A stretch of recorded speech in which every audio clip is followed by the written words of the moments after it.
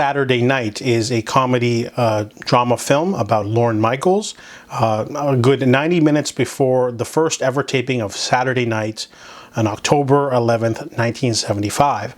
This is a period piece film, sort of zany showcase of what a director can do to elevate the material, because this movie is basically all done in one location. You know, a large cast of lesser known actors portraying famous people, but the movie is elevated by the music and the direction. The movie starts with an amazing oneer to sort of showcase the chaotic nature, but we're focusing on Lorne Michaels. He's in charge of Saturday Night. He's trying to make a variety show of sorts that introduces way too much going on. He's got about 3 hours worth of material and only 90 minutes to show it all, so he's gonna have to make some cuts. Everyone's on him, from his friend who's trying to manage him, to like the suits up above. There's, you know, Uncle Milty there. There's actors, there's singers, there's, you know, costume people, his wife.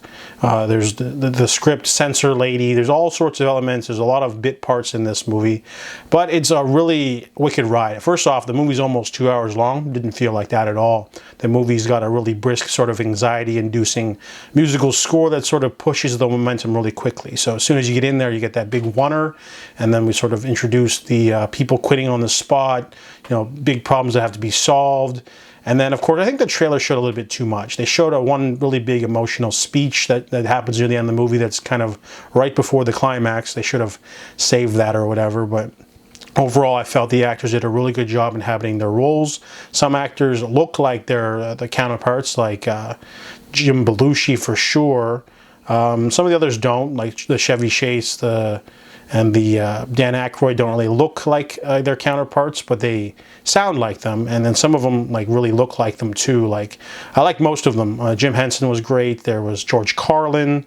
There's Uncle Milty. There's Willem Dafoe's Tibbet. You know, there's lots of smaller bit parts. Rachel Sennett's one of my favorites. She plays the wife. She's like a really good writer who's also like good at managing the actors. She's really great in the role too. She gets the most screen time out of all the females. There's a couple of smaller actresses in there. They don't get much to do in the film, but overall, I really liked it. Overall, this is definitely like played up a little bit. Obviously, it wasn't this chaotic on the night of 1975's taping or whatever, but you know, they definitely embellished some of the fun stuff, like recruiting people on the fly, sort of improvising on the spot, you know, trying to just make the magic happen any which way you can. And I like the artistic decisions of the long takes in the hallways, and there's a very nice manic energy to the whole thing. Definitely an underrated film for sure. This one's already leaving theaters soon. It only played for about 3-4 weeks.